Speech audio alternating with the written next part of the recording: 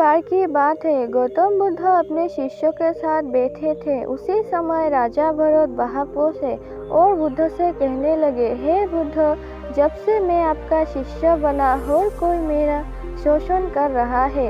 आपका शिष्य बनने से पहले सभी लोग मुझसे डरते थे, क्योंकि उस वक्त मैं बहुत कठोर था और मैं किसी को मौत की सजा देने से पहले एक बार भी नहीं सोचा करता था।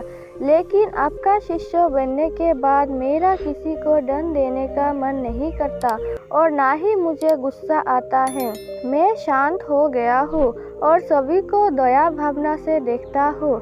लेकिन कुछ लोग मेरे इस बदलाव का अनुचित लाभ उठा रहे हैं और इसने मेरे राज्यों के लोगों को भी एक तरह के खतरे में डाल दिया है। कृपया आप मुझे बताएं कि मुझे अब क्या करना चाहिए। राजा भरत की यह बात सुनकर गौतम बुद्ध उन्हें एक कहानी सुनाते हैं और कहानी कुछ इस प्रकार का है। एक बार एक बड़े पेड़ के नीचे एक जहरीला सांप रहता था। पेड़ एक गांव के पास में एक कोने में हुआ करता था।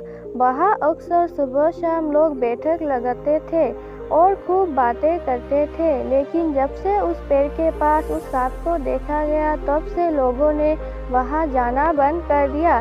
लेकिन कुछ लोग तो जानबूझकर वहां सांप को देखने आया करते और उसे चीरा करते। अब उस सांप को जब खतरा महसूस हुआ तो उसने खुद के बचाव के लिए लोगों पर हमला करना शुरू कर दिया।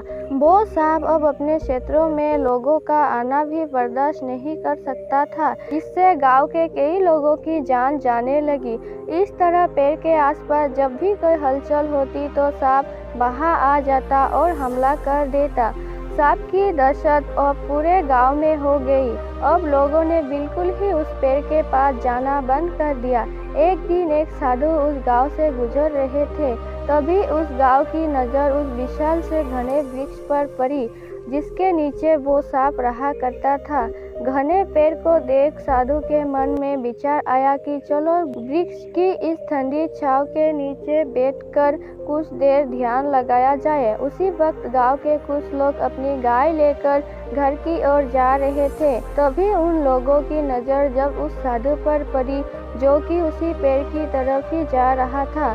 तभी लोगों ने उस साधु को सांप के बारे में सावधान करते हुए कहा कि आप उस पेड़ के पास मत जाना। वहाँ एक जहरीला सांप रहता है जो जरा सी हलचल होने पर हमला कर देता है और अब तक कई लोगों को काट भी चुका है। लोगों की यह बातें सुनकर साधु मुस्कुराए और उस पेड़ की तरफ चल पड़े।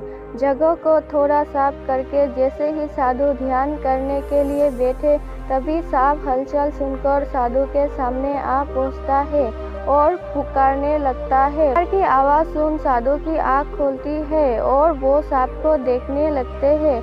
वो सांप की आंखों में देखते हुए एक मंत्र बोलते हैं और मुंह से फूंक मारते हैं। तभी चमत्कारी रूप से वो सांप साधु से बात करने लगा। अब दोनों एक दूसरे की भाषा को समझ सकते थे। सांप साधु से कहता है, हे मनुष्य, क्या तुम मुझसे नहीं डरते? क्या तुम नहीं जानते यह मेरा क्षेत्र है और यहाँ आने की किसी की हिम्मत नहीं है? साधु ने करुणा से कहा, मित्र, इसमें डरने की क्या बात है? किसी चीज से नहीं डरता, क्योंकि जब मैं जीने लूभ ही नहीं रखता तो मृत्यु से क्या डर। सांप साधु की ये बातें सुनकर चौंक गया, क्योंकि सांप की इससे पहले ऐसे लोगों से मुलाकात हुई थी जो उसको मारना चाहते थे या उसके डर से भाग जाते थे, लेकिन वो ऐसे व्यक्ति से कभी नहीं मिला था जो उससे नहीं डरता। सांप साधु से इतना प्रभावित हुआ कि वो साधु के चरणों में पड़ गया और बोला, हे प्रभु, आप बिल्कुल सही कह रहे हैं। आज तक मैंने जो कुछ भी किया अपनी जान बचाने के लिए किया है। अपने क्रोध के चलते ना जाने कितने निर्दोषों की जान भी ले ली। इसके बाद साधु सांप को बहुत सी बातें समझा कर वहाँ से चला गया। साधु की बात से प्रभावित होकर सांप ने निश्चित किया कि आज से वो किसी को नहीं काटेगा।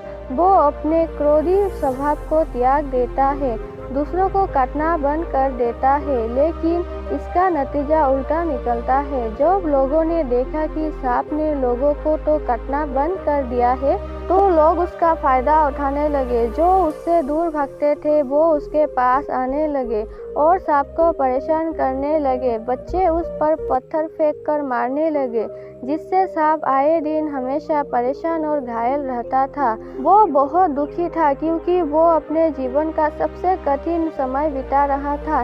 एक बार वो साधु फिर से गाँव में आए। वो उसी पेड़ के नीचे बैठ गए। तभी साधु की नज़र जब दयनीय हालत में पड़े उस सांप पर पड़ी, तो साधु ने उस सांप से पूछा कि मित्र, तुम्हारी ये हालत कैसे हुआ?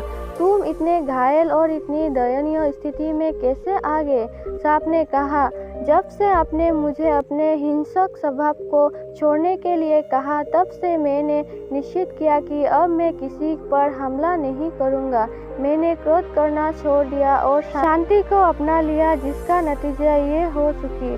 लोग मुझे परेशान करने लगे, दुर्व्यवहार करने लगे। कोई पत्थर से मारता है तो कोई डंडे से पीट कर चला जाता है। सांप की बात सुनकर साधु ने कहा, मित्रों, मैंने तुमसे कहा था कि बेवजह दूसरों को मत काटो, लेकिन मैंने तुम्हें तुम्हारी आत्मरक्षा के लिए हमला करने से नहीं रोका था। कहानी सुनने के बाद बुद्धों ने राजा से कहा, हे राजन, तुमने भी मेरे बात गलत तरीके से अपनाया। मैंने आपसे अपने कर्तव्यों को छोड़ने के लिए नहीं कहा था, किंतु आप अपने कर्तव्यों से भी विमुख हो गए। आप एक राजा हैं, अंततः पूर्ण रूप से साधु की तरह व्यवहार करना आपको खतरे में डाल सकता है। तुम्हें सिर्फ अंदर से साधु की तरह रहना था और बाहर से राजा की तरह, ताकि जरूरत पड़ने पर खुद की प्रजा और राज्य की रक्षा कर सको। दोस्तों, बिल्कुल ऐसे ही जंगल में होता है। जो सबसे सीधा पेड़ होता है उसको सबसे पहले काटा जाता है, और यही कानून दुनिया के लोगों पर भी लागू होता है। अच्छे भले लोगों का खूब फायदा उठाया जाता है। अच्छे लोगों को जिंदगी में अनेकों दुखों का सामना करना पड़ता है, इसीलिए कभी किसी को अपना फायदा मत उठाने दो। लोगों को उनकी मर्यादा में रखने के लिए खुद को परिस्थिति के अनुसार बदलना सीख जाए, अन्यथा आपका हालत भी उस राजा और सांप की तरह हो जाएगा। दोस्तों, इस वीडियो में बस इतना ही। मिलते हैं अगली वीडियो में। अपना ख्याल रखिएगा। धन्यवाद।